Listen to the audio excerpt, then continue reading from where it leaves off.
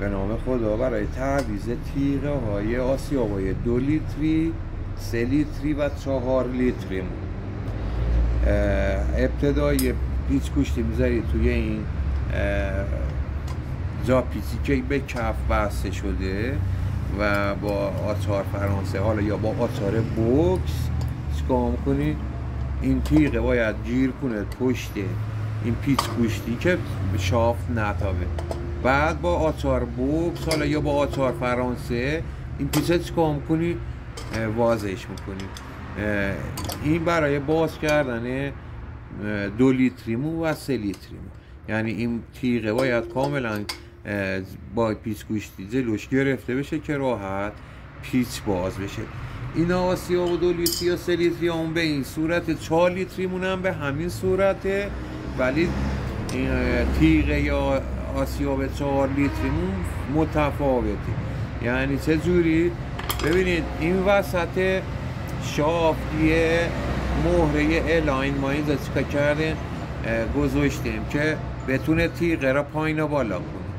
یعنی با این پیچ الاین هر چقدر این پیچ بره پایین تیغه میاد بالاتر.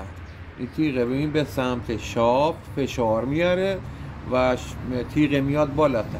حالا این پیچ مهره را باز میکنی و مهره که باز شد این پیچ وسط با آچار الاین تنظیمش میکنی. یعنی وقتی ببریش به سمت عقربه های ساعت تیغه میاد به سمت بالا.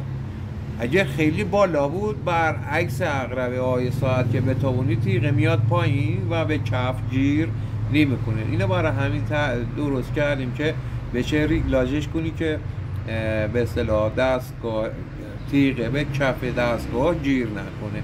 پس این خیلی راحت و کاربردی است که این کار رو انجام بدیم.